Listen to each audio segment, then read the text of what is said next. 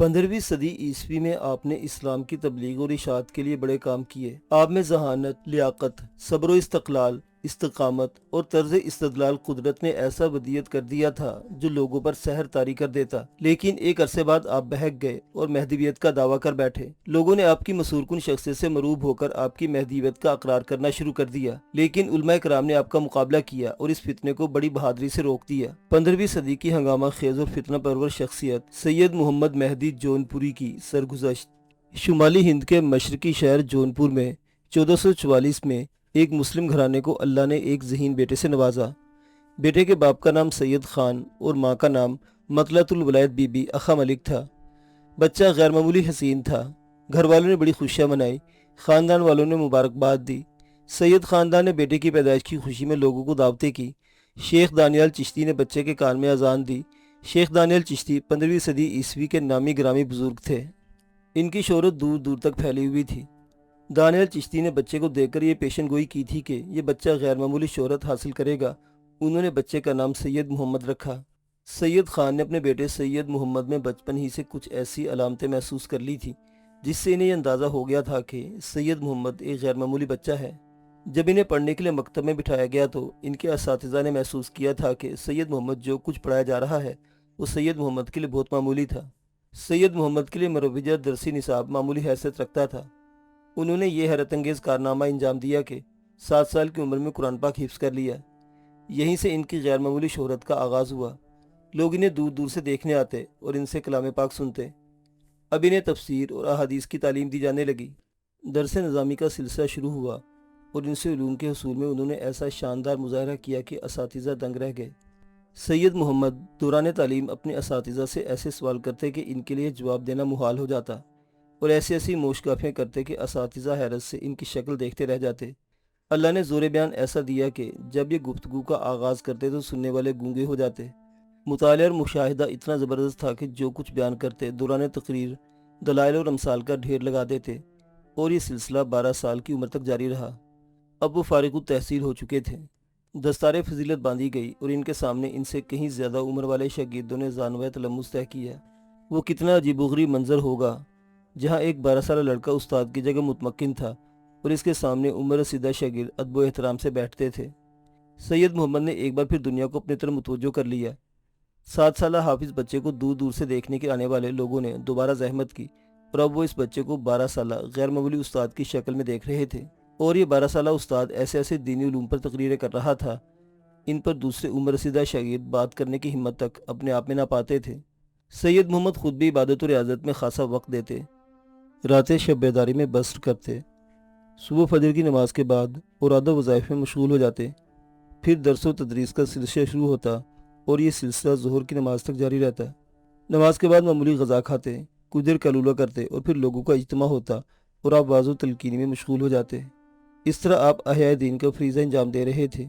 جو لوگ اپنے دین سے غافل اور بے بہرہ ہوتے جا رہے تھے ان کے دلوں میں مذہب کی شمع دوبارہ روشن کر دی گئی، اور جن کا اسلام سے دور کا بھی واسطہ نہ تھا، وہ نسلاً مسلمان نہیں تھے اور ہندو دھرم کی کسی شاخ سے تعلق رکھتے تھے، وہ کسی نہ کسی طرح آپ کی محفلوں میں سامعین کی حیثیت سے شریک ہونے لگے تھے۔ وہ اسلام کی صداقت اور آفاقیت کے قائل ہونے لگے۔ ان کے دلوں میں نور ایمانی جاگزی ہو گیا۔ وہ کثیر تعداد میں مسلمان ہونے لگے۔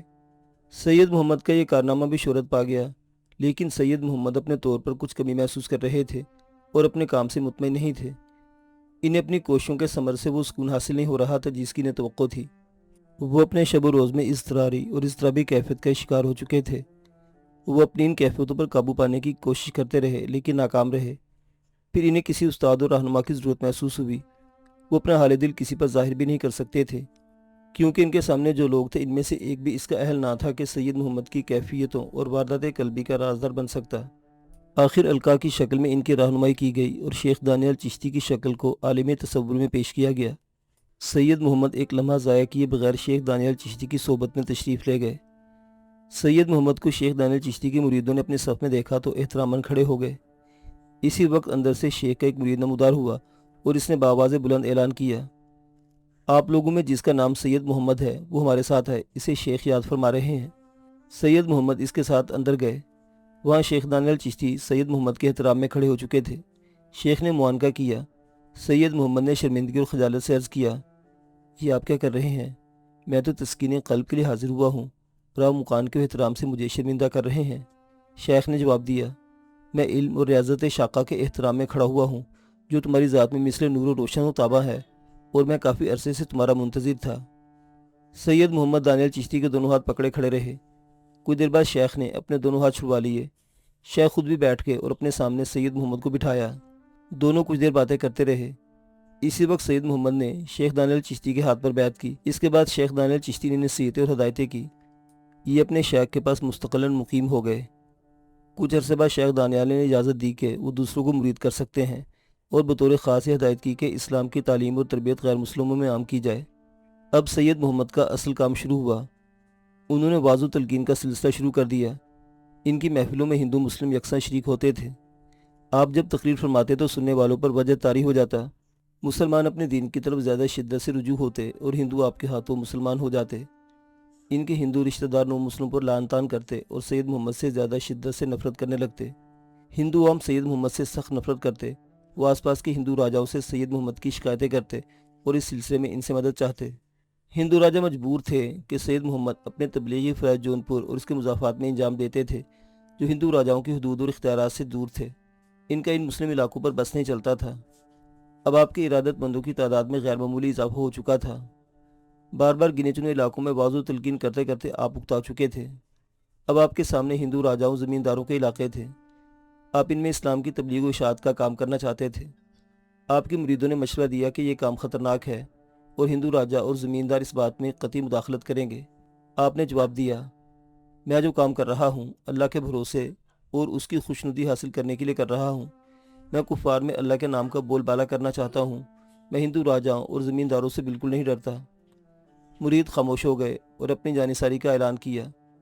تب پھر ہم بھی آپ کے ساتھ ہیں اور آپ کی ان کوششوں میں اپنی جانیں دیں گے مگر پیچھے نہیں ہٹیں گے۔ ان جانثاروں میں نو مسلم زیادہ پیش تھے۔ وہ آپ کی حیرت انگیز مقناطیسی شخصیت کے عاشق تھے اور آپ کی سرپرستی اور سایہ عاطفیت میں اپنی جانیں تک قربان کر دینا چاہتے تھے۔ آپ کے یہ مرید و جانفروش بیراگی کہلانے لگے۔ سید محمد ایک روز بہار سے ملحقہ ایک راجا کی عملداری میں داخل ہو گئے اور تبلیغ و اشاعت کا سلسلہ شروع کر دیا۔ آپ وہاں کے ہندوؤں کو بتا رہے تھے، تم لوگ انسان ہو، اللہ کی بہترین مخلوق ہو، یہ چرند شجر و حجر سب تمہارے تابع اور کمتر ہیں۔ تم ان کی عبادت کر کے انسانیت کی تذلیل کر رہے ہو۔ اسلام کے زیر سایہ آ جاؤ اور خود کو اللہ کی اطاعت اور تابع داری میں دے کر سارے فانی خداؤں کی اطاعت سے پیچھا چھڑا لو۔ اسلام اور مسلمانوں کے بارے میں ہندوؤں نے بہت کچھ سن رکھا تھا، لیکن اس کی تعلیم و تلقین سے نابلد تھے۔ اب جو واضح طور پر اسلام کی تبلیغ کی گئی تو ان کے دلوں پر بہت اثر ہوا۔ صدیوں سے بتوں کی اطاعت کرنے والے خود میں وسعت نظر محسوس کر رہے تھے۔ ان میں وہ لوگ جو دیش اور شودر کہلاتے تھے اسلام کی تعلیمات سے زیادہ متاثر ہوئے۔ ان کے وفود آپ کے پاس جانے لگے۔ وہ آپ سے کچھ ایسی معلومات حاصل کرنا چاہتے تھے جس سے کفر و اسلام کا فرق بہت واضح ہو جائے۔ یہ ننگے پاؤں چلنے والے لوگ جب آپ کے سامنے پہنچائے گئے تو آپ نے ان کی شاندار پذیرائی کی، اپنے برابر بٹھایا اور ان سے بے تکلفی سے باتیں کرنے لگے۔ وفد کے شودر ارکان نے آپ سے پوچھا، اگر ہم مسلمان ہو جائیں تو اسلام ہم اپنے کس طبقے میں جگہ دے گا؟ آپ نے جواب دیا، طبقے سے تمہاری کیا مراد ہے؟ کیونکہ اسلام میں سرے سے کوئی طبقہ ہے ہی نہیں۔ یہاں تقویٰ ہے، پرہیزگاری ہے، دینداری ہے۔ جو جتنا متقی اور پرہیزگار ہوگا وہی دوسروں سے زیادہ برگزیدہ اعلیٰ اور عرفہ ہوگا۔ شودر ارکان نے پوچھا، ابھی تو ہم لوگ اپنی مقدس مذہبی کتابوں کو ہاتھ بھی نہیں لگا سکتے، اور اگر ان مذہبی کتابوں کو بآواز بلند پڑھا جا رہا ہو تو انہیں سن بھی نہیں سکتے۔ اگر براہمنوں کو یہ معلوم ہو جائے کہ ان کے ویدوں کے پڑھے جانے کی آواز ہمارے کانوں تک پہنچ گئی ہے تو وہ سیسے کو پگھلا کر ہمارے کانوں میں ڈلوا دیتے ہیں اور ہم اپنی قوت سماع سے ہمیشہ ہمیشہ کے لیے محروم ہو جاتے ہیں۔ اب آپ ہمیں یہ بتائیں کہ مسلمان ہو جانے کے بعد اسلام ہمیں کیا عزت دے گا؟ آپ نے فرمایا، اسلام میں داخل ہونے سے پہلے تم کلمہ پڑھو گے، لا الہ کوئی نہیں الا اللہ، اللہ کے سوا، محمد الرسول اللہ، محمد اللہ کے رسول ہیں۔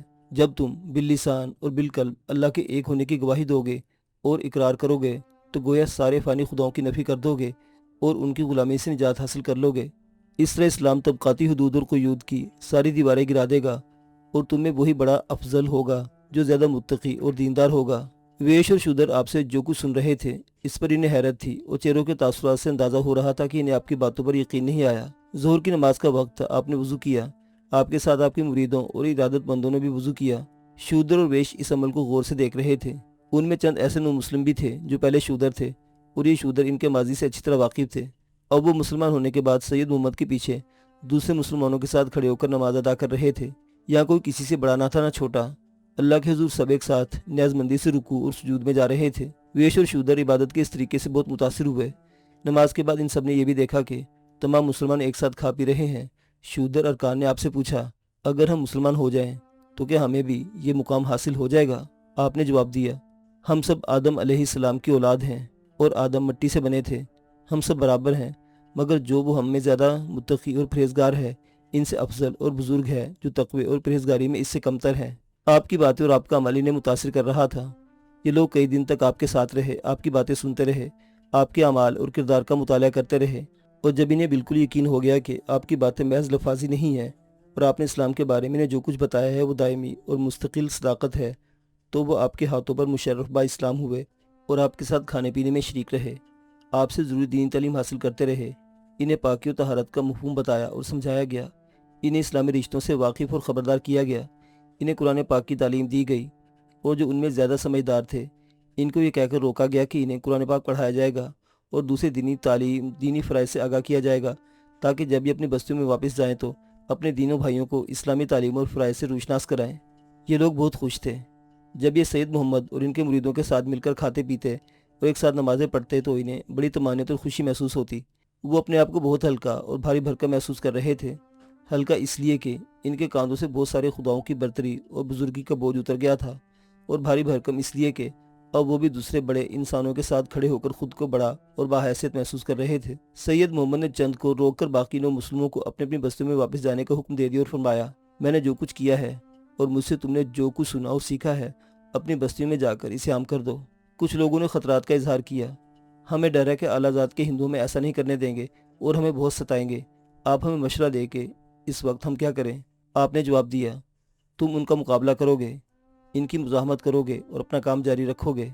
अब ये बातें जारी थी कि बहुत सारे घोड़ों की टापों की आवाज़ सुनाई देने लगी। ये आवाज़ें दम बदम इनके करीब आती जा रही थीं। इन सब की नज़रें इन आवाज़ों की तरफ उठ गईं।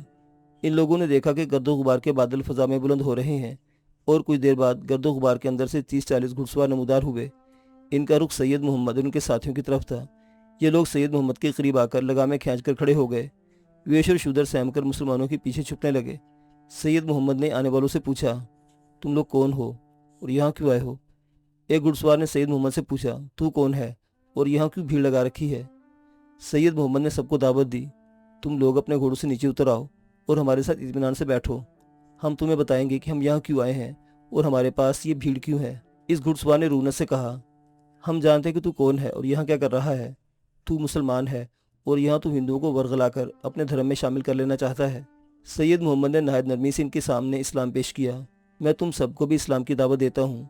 तुम अल्लाह के पसंदीदा मजहब इस्लाम को कबूल करके मुसलमान हो जाओ और अपनी दुनिया और आखिरत सुधार लो। घुड़सवार ने दुरुस्त लहजे में कहा, हम राजपूत लोग हैं, हम अपने दुश्मनों से तलवार की ज़ुबान में बात करते हैं और इस वक्त हम यहाँ तुमको मना करने आए हैं। तुम अपना ये काम बंद करो और चुपचाप अपने घर चले जाओ। सैयद मोहम्मद ने कहा, मैं जो काम कर रहा हूँ इससे मुझे कोई नहीं रोक सकता। घुड़सवार ने कहा, हमें राजा की तरफ से सिर्फ इतना हुक्म मिला है कि तुम्हें यहाँ से निकल जाने का मौका दें। वो देशों वो शूदरों की जो जमात या इस्लाम कबूल करने आई है इसे वापस ले जाया जाए, बस। वेश और शूदर इंतहाई खौफजदा थे। वो मुसलमानों के पीछे छुपकर बैठ गए थे। सैयद मोहम्मद ने कहा, ये लोग मुसलमान होने आए हैं, इन्हें मुसलमान होने से कोई नहीं रोक सकता। तुम अपने राजा से जाकर कह दो कि वो अपनी राया को जानवर ना समझे और इसकी मर्जी और ख्वाहिश पर पहरे ना बिठाए। घुड़सवार ने अपने साथियों को हुक्म दिया, आगे बढ़ो और वेश और शूदर जो मुसलमानों के पीछे छुपे बैठे हैं इन्हें खींचकर बाहर लाओ और यहाँ से वापस ले चलो। हुक्म पाते ही चंद घुड़सवार अपने घोड़ों से नीचे उतरे। वेश और शूदर इनके हाथों से पीटने लगे। इन पर मुक्कों और लातों की बारिश हो गई। ये वेश और शूदर जबरदस्ती मैदान में लाए गए और यहाँ इनकी पिटाई शुरू कर दी गई। सैयद मोहम्मद और उनके साथी मुसलमान बेबसी से मंजर देखते रहे। राजपूत घुड़सवारों ने नहायत बेरहमी से इन सबको अपने घोड़ों के सामने खड़ा किया और हुक्म दिया कि वो घोड़ों के आगे पूरी रफ्तार से भागे और ये घुड़सवार इनका पीछा करेंगे, इनको कुचलकर मार देने की कोशिश करेंगे। जो खुद को बचा सके दौड़कर भागकर अपनी जान बचा ले। इन वेश और शूदरों पर चाबुक से हमला कर दिया गया। वो घोड़ों के आगे आगे दौड़ने भागने लगे। घुड़सवार इनका पीछा कर रहे थे। सैयद मोहम्मद और उनके साथी ये मंजर देख रहे थे। इन्हें राजपूतों पर सख्त गुस्सा आ रहा था, लेकिन वो सब निहत्थे थे और हिंदू राजा की रियासत की हदूद में थे। वो बेबसी और मजबूरी से वेशों और शूदरों को भागते हुए देखते रहे। जब वो लोग नजरों से ओझल हो गए तो सैयद मोहम्मद ने अपने साथियों से कहा, ये तो बुज़दिल निकले, इनको अपनी बस्तियों की तरफ वापस नहीं जाना चाहिए था। जब वो लोग ये इरादा करके आए थे कि मुसलमान हो जाएंगे, तूने यहीं मेरे पास रुक जाना चाहिए था। अल्लाह इन पर रहम करे। इस रोज शाम को जबकि सैयद मोहम्मद वाजू तलकीन के जरिए इस्लाम की तबलीग कर रहे थे, इन्हें अचानक राजा के सिपाहियों ने फिर अपने घेरे में ले लिया और बावाज़ बुलंद कहा, तू अभी तक यहीं है, हालांकि तुझको ही हुक्म दिया गया था कि तू यहाँ से चला जा। सैयद मोहम्मद ने अपना आवाज जारी रखा, सिपाहियों पर एक सरसरी नजर डाली और हाथ के इशारे से रुकने और बैठ जाने का हुक्म दिया। राजपूत सिपाही आपके निडरपन, इत्मीनान और सुकून से बहुत मुतासिर हुए। आप अपनी तकरीर में कह रहे थे, ये ज़ाहिरी शान शौकत और गुमराही क़यामत के दिन कुछ काम न आएगी, जब अल्लाह इनसे पूछेगा, मैंने तुझको अकल दी थी लेकिन तूने इससे काम नहीं लिया और अपने ही हाथों से तराशे हुए और बनाए गए बुतों को पूजता रहा। हालांकि तेरी रहनुमाई के लिए लोग आते रहे और तेरी गलतियों की निशानदेही करते रहे। तुझको ज़मीर दिया गया जो कभी कभार तुझको ये बताता होगा कि तू बेजान और बेहिस वरकत चीजों को खुदा जानकर इनकी इबादत कर रहा है और ये बेजान खुदा अपने लिए कुछ नहीं कर सकते, तो तेरी क्या मदद करेंगे। तेरा ज़मीर तेरी बेहिस्सी पर मुलामत करता होगा, लेकिन तूने ज़मीर की आवाज़ को दबा दिया, अकल को भी नज़रअंदाज कर दिया और इंसान होने के बावजूद वहशी जानवर की तरह जिंदगी बसर करता रहा। क़यामत के रोज़ तेरी पकड़ होगी और तू पछताएगा, ऐ काश मुझे एक बार फिर दुनिया में भेज दिया जाए ताकि मैं अपनी गलतियों को उठाइयों और गुमराहियों को इलाज कर सकूं। उस रोज़ पछताने के सिवा तुझको कुछ न मिलेगा और जहन्नम की आग तेरा इंतजार कर रही होगी। राजपूत सिपाहियों पर आपकी इन बातों का बड़ा असर हुआ और वो आपस में कहने लगे, हमें इस शख्स पर सख्ती नहीं करनी चाहिए और ये जो कुछ कह रहा है इस पर हमें संजीदगी से गौर करना चाहिए। अब राजपूत सिपाही दो हिस्सों में तकसीम हो चुके थे। एक वो थे जो आबाई दीन और अकायद के खिलाफ कुछ सोचने के लिए बिल्कुल तैयार ना थे, और दूसरे वो थे जो आबाई और नस्ली गुमराही पर शर्मसार थे और सैयद मोहम्मद की बातों का असर ले चुके थे। उन्होंने सैयद मोहम्मद से दरख्वास्त की, आप खामोश क्यों हो गए, बोलते रहिए और हमें अक्ल और नजात की बातें बताते रहिए। सैयद मोहम्मद ने जवाब दिया, क्या ये काफ़ी नहीं है? बताने और समझाने के लिए मेरे पास बहुत कुछ है, मगर आज और इस वक्त मर्ज़ गुमराही के लिए ये ज़रा सी खुराकी काफ़ी होनी चाहिए। मैंने जो कुछ कहा है इस पर पूरी रात गौर करते रहो और सुबह मेरे पास आओ, फिर मैं ये इलाज उस वक्त तक जारी रखूंगा जब तक तुम पूरी तरह सेहतयाब ना हो जाओ। सिपाही जो राजा के हुक्म की तामील में सैयद मोहम्मद और दूसरे मुसलमानों को अपने इलाके से निकाल देना चाहते थे, वो बज़िद थे कि मुसलमानों के खिलाफ सख्ती और तशद्दुद से काम लेना चाहिए।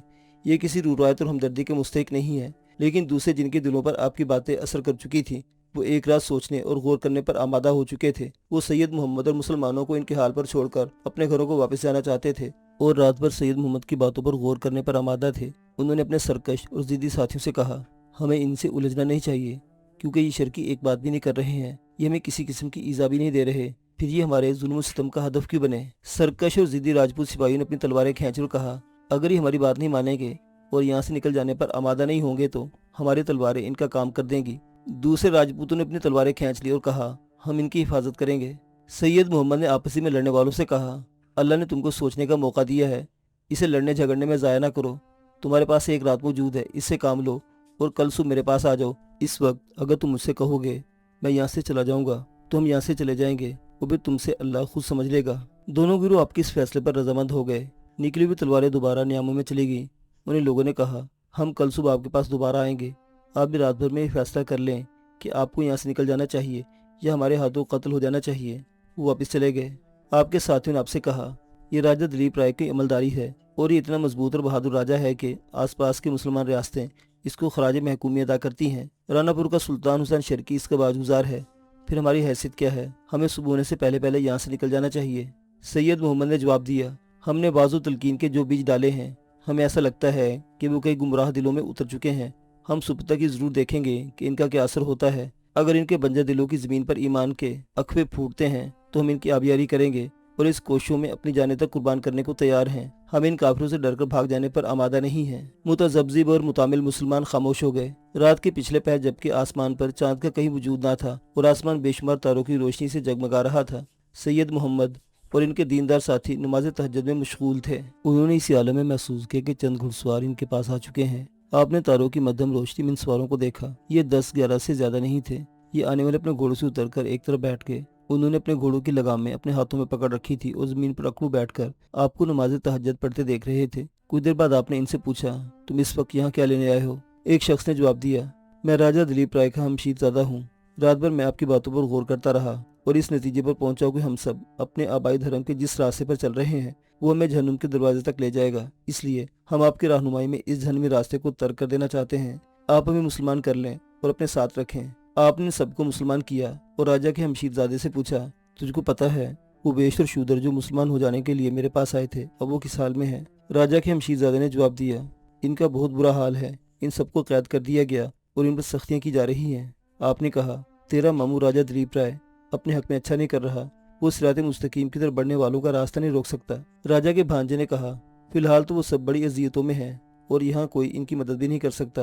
میں اس لائق تو نہیں ہوں کہ آپ کا معاون و مددگار بن جاؤں، لیکن میں آپ کو یہ ناچیز مشورہ ضرور دے سکتا ہوں کہ آپ یہاں سے اسی وقت نکل جائیے، ہم سب آپ کے ساتھ چلیں گے۔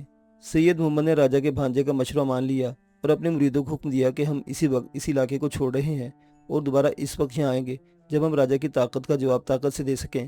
ہم راجہ کا تلواروں سے مقابلہ کریں گے اور یہ ثابت کر دیں گے کہ حق آ کر رہے گا اور باطل رخصت ہو کر رہے گا۔ وہ لوگ اسی بار راجہ کی عملداری سے نکل کر جونپور پہنچ گئے۔ راجہ کے بھانجے کے دل میں ایک سوال کھٹک رہا تھا۔ اس نے آپ سے پوچھا، کیا آپ ہمیں یہ بتائیں گے کہ میرے ماموں راجہ دلیپ رائے کو اپنی طاقت سے کیسے زیر کر لیں گے؟ آپ نے فرمایا، میں نے کہہ جو دیا کہ حق موجود رہنے کے لیے آ چکا ہے اور باطل کو اس کے لیے جگہ چھوڑنی پڑے گی۔